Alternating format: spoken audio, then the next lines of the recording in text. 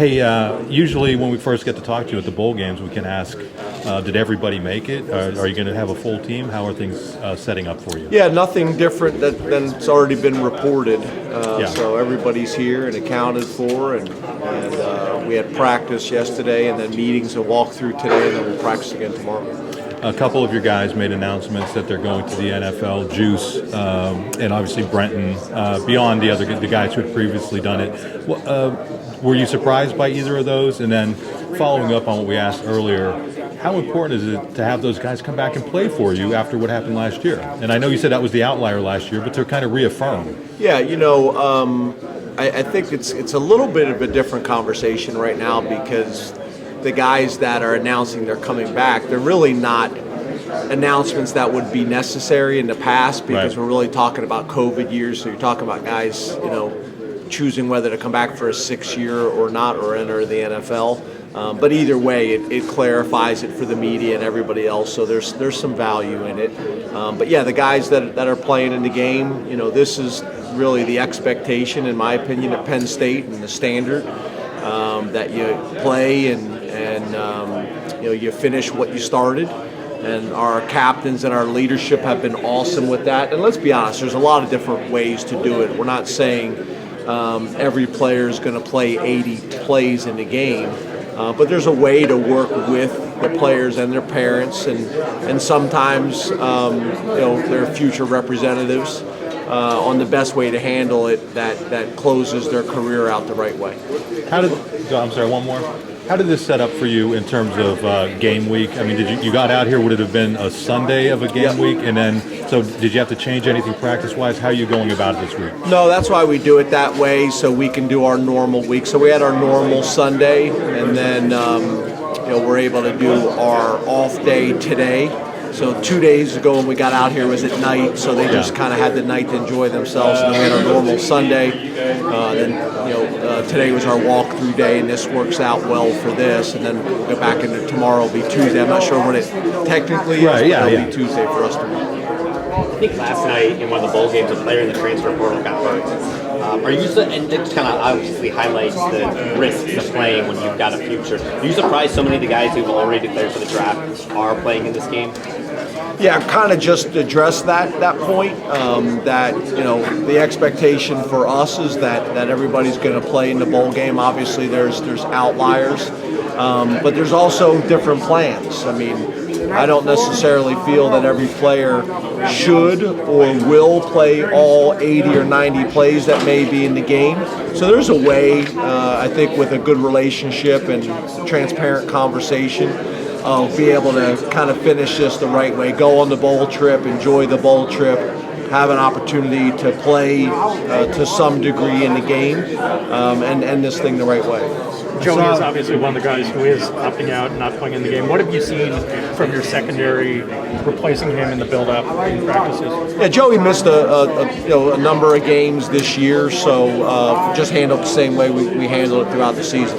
James Parker, is he here with the team, or is he? Yes. And what does that mean to you to have that kid who, he's banged up and declares for the draft, but still decides to come and support you guys? Yeah, I think part of it is just kind of who Parker is and how he's wired. But I think the other thing is he's in a position where it's not like he could go somewhere and start his training anyway. So it just made sense for us to be able to spend some more time with Parker to be able to spend some more time with his teammates. We only got a few days left together, kind of as this family. It's awesome having everybody here. Did I see Smith Vilbert here as well? And what's his status? He's good to go. So he'll be available for the game. And how important is that to you guys to get him back, given what he did in the bowl game last year? Yeah, obviously, he played really well last year, and he's done a great job of training and lifting and doing all the things he needed to do all season long. He's available for the game. James, what are your thoughts on the adjustment to allowing these bowl games not to count toward eligibility? And, you kind of wish that news had come sooner, especially given how you use some of your offensive line. Yeah, I think that's the point that to me is a little frustrating, is that would have been really valuable information to find out midway through the season that this was coming, so that people could plan accordingly. So it's a little frustrating, but For us, we had managed it, so we're really not gaining an advantage of the rule right now. So we had saved a game for most of our guys for the bowl game, which is how you're supposed to handle it. But I think that's a little bit of the frustration is that people that follow the rules the way they're intended, they get a little bit, left out of this new policy that's put in place. I like your hoodie. Thank you. I like one of them. Easy to find. Is that right? Yeah, Sixers team store. Nice and easy. On it. Was there any inkling that this news might be coming with the bowl not counting, or was it kind of out of the blue when you found out? No, typically you'll hear some kind of rumors out there that maybe coming, or your compliance department or the Big Ten compliance department would put something out, but we didn't get anything. It just kind of out of nowhere. James, I don't know if Mark asked you about it or not. We were kind of getting in here. With Brenton Strange, he announced his decision last night. What do you think Brenton's done this year, and what do you think it means to have him in this game? Yeah, again, our expectation is that he was going to play in the game, so it's not like anything different than what we expected. But yeah, I'm excited about him and his future. It's going to be great for him to kind of put the cherry on top of his Penn State career with a Rose Bowl game and hopefully a Rose Bowl win and play really well. But Brenton's really kind of handled his entire Penn State experience with class and the right way. And, had some really good conversations with him and Coach Howell about how this would all play out. I think you mentioned that some guys maybe don't play the full snap with that they usually would. Do you kind of view this game as a springboard for next year then for a lot of guys, someone like Theo Johnson, Brenton, potentially one of those guys that might not play because he's leaving? Yeah, in some ways, and I think you guys have heard me mention before, all the way back to Saquon Barkley, who was being advised not to play in the game, and we had a modified plan for him in terms of reps and things like that. Now, once the game got going, I tried to pull him out a couple times and he wouldn't come out of the game. But I think having a plan for all these guys about how they're going to be used, what we're going to do, that's really kind of where we're at in college football. And what I've talked about with my staff is we just need to embrace this is where it is. And most importantly, be supportive of our guys, that they don't feel torn between the next chapter of their life, but also finishing out this Penn State experience. Did I answer your full question? You mentioned last we talked about the value of meeting with the Leadership Council and wanting guys to play in this game, but like you said, manage it. When did you start having those conversations? Like, was this something preseason where you're like, all right, leaders, like, how are we going to do this? Or because it's obviously you guys are looking like you're in a much different spot now than you were last year, just from a numbers perspective. Yeah, like I mentioned earlier, this went all the way back to even when Saquon played. That was 2016. So this conversation has been going on for a long time. Again, I know this is what everybody wants to talk about, but in my opinion, last year was more of the outlier. I know in college football, this is kind of rampant right now. But for us, I would view last year as more of an outlier than the norm at Penn State. James, I know we're kind of in the midst of the assistant coaching carousel sort of portion of the offseason. Do you feel like you're going to be able to retain everyone you want to retain at this point, and do you know that this is going to be your staff next year? Yeah, you never know that. I don't think you can really say that about anything, let alone a college football staff. But yeah, that's the plan. Pat and Vinny have been totally supportive. I think we're in a good position. But as we've mentioned before, some of these guys may have opportunities to become head coaches. We just had someone leave the staff to go be an offensive coordinator. I want those opportunities for my staff if it's in their best interest and their family's best interest. No different than with the players. I'm not sure how to answer the question right now. There's a lot of moving parts left, but we'll see how it plays out. But I'm hopeful that we'll retain the majority, if not all the staff. For the bowl specifically, I'm sorry, Andre, because it kind of follows up on what John asked, but for the bowl specifically, how important is it to have the entire staff? Because there have been years where you haven't, and coordinators. Yeah, I think that's probably where it stands out the most is you see these staffs that have had tremendous turnover or head coaching changes, and you have some analysts being promoted for the bowl game or GAs being promoted for the bowl game that are coaching. Sometimes, like we did with Manny last year, you have them in position but not actually coaching the game. So it can be challenging, there's no doubt about it. Having a guy like Brent Pryby, my defensive coordinator for all those years, and not having him for a bowl game against a really good opponent, there's a lot of moving parts. So obviously having the staff intact at this stage is really important, obviously, for this game. Coach, what do you think makes the Rose such a special game in this spectacle? Yeah, obviously the history, the traditions, the location factor into it as well, the setting of it. But I think more than anything, it's the tradition and the history. James, even though you didn't see all of the practices in the lead up to the bowl, did you get any good feedback on some of the true freshmen that you didn't get a lot to see of during the season, or did you already see most of those guys because so many of them played? Do you follow what I'm saying? Yeah, not anything that's new for you guys, because we're constantly getting feedback, whether it's feedback from the strength coaches, whether it's feedback from their position coaches, whether it's feedback from what I see, or when we have the developmental squad scrimmages at the end of practices throughout the week. You get a pretty good feel. I'll get reports when we're on the road recruiting and we kind of have some of those bonus practices, but nothing that would be news or interesting for you to hear. Coach, you being here at Disneyland, obviously happiest place on earth. Just your thoughts about being here and celebrating your team being here as well. Yeah, obviously, a special place, not just for the coaches and our players, but our families. A lot of the coaches have young kids, so how excited they were last night about this opportunity. Some of my players, listen to them, some of them are not roller coaster fans, others are. And as you can imagine, we're all kind of over the spectrum on that. I liked them a lot as a kid. I wouldn't necessarily say I love them as much anymore. But being at a place like Disneyland where so many people dream of coming as a family to experience is special. And for some of our players who've never been here before, so it's pretty cool. Being back at the Rose Bowl, obviously, you guys would come back second time for Utah. What are you looking forward to the most? What are you looking out for as far as preparing for a team like Utah, who's already been here, obviously been really good in their conference? You guys are good in your conference. What are you looking forward to the most as far as preparing for them, offensively and defensively? Just a really good team that's well-rounded, offense, defense, and special teams. Do a really good job of playing complementary football.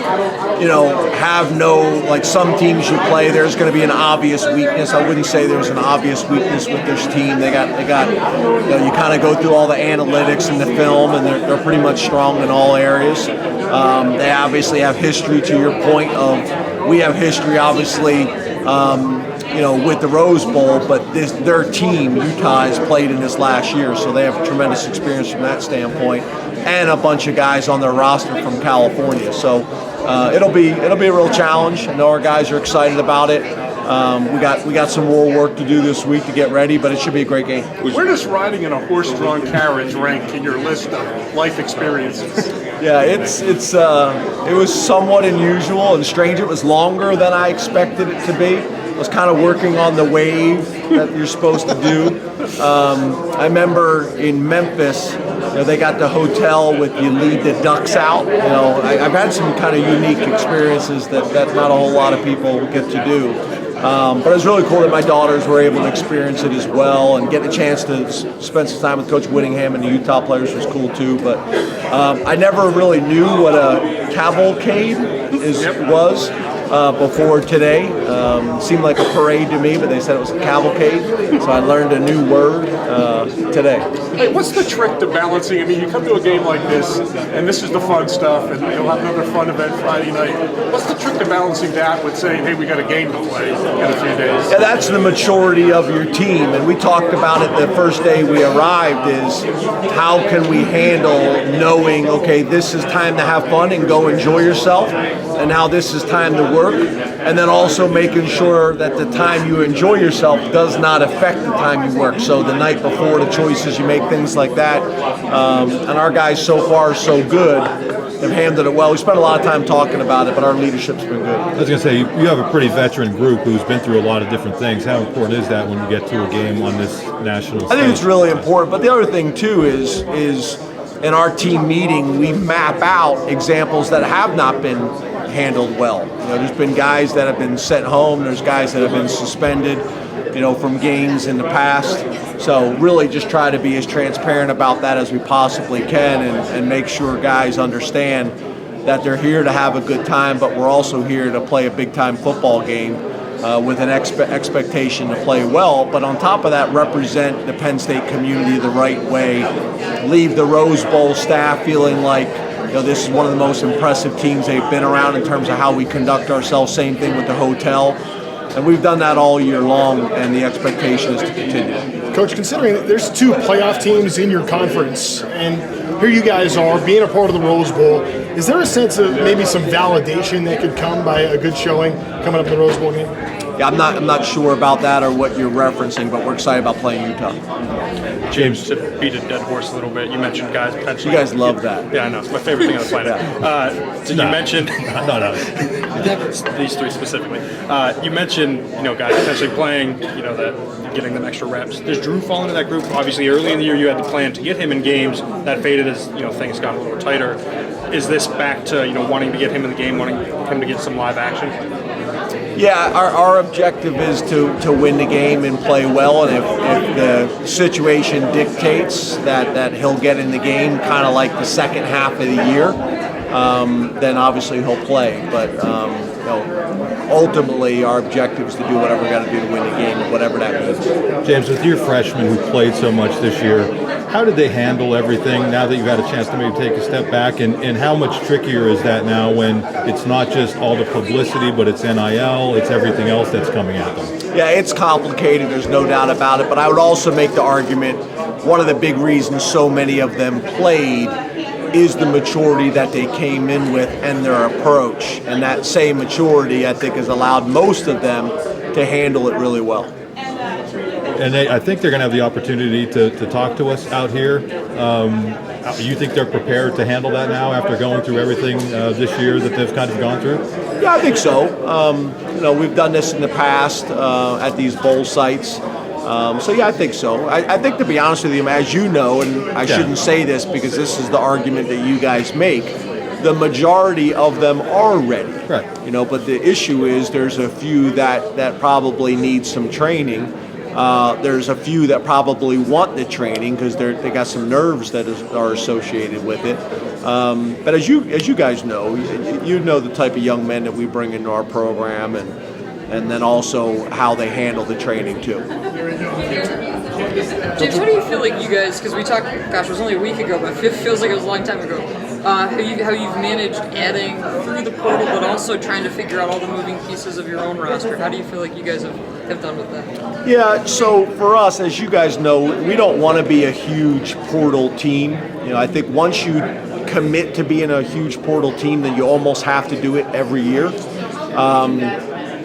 And for me, it has more to do with the developmental aspect of our program and the ton of respect that I have for the players in our program. So for us, a lot of times we're just trying to solve issues very similar to what people used to do back in the day with junior colleges. You would do that to solve a specific issue that you have. So that's kind of how we're approaching it. And then we also look for really interesting, strong names from the transfer portal, because whenever you can do that, you guys get excited about a really strong, interesting name. Did any happen recently or anything? I don't know. Tweets are getting fired off. A lot of Donald Duck tweets out there.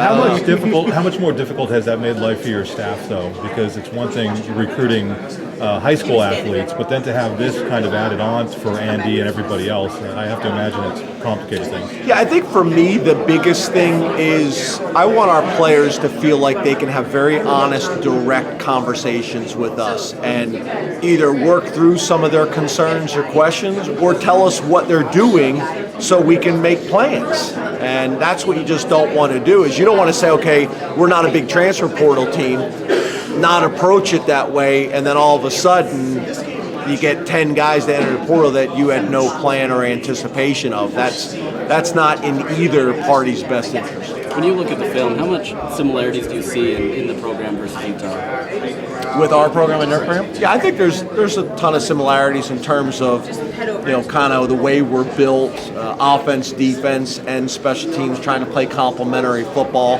They've been pretty strong over Coach Whittingham's career on the defensive side of the ball. Is probably kind of what they've hung their hat on, and I would say maybe we've been built the same way. But here's a team, teams with both veteran quarterbacks that have had better years offensively, and it's going to be a challenge. I think it should be a great game. I think we match up really well against each other, and should be a great game. When you look at each other, does it kind of give you an opportunity to kind of say like we're playing ourselves in a lot of ways, or do you look at it that way, or kind of look at it? No, I wouldn't say that, but I think the good on good periods that we've been able to do during this bowl prep has been valuable because it's not like you're playing a team that plays a completely different style than you do. So the good on good periods have been good for us. Thanks, guys. Thank you. Thanks, James.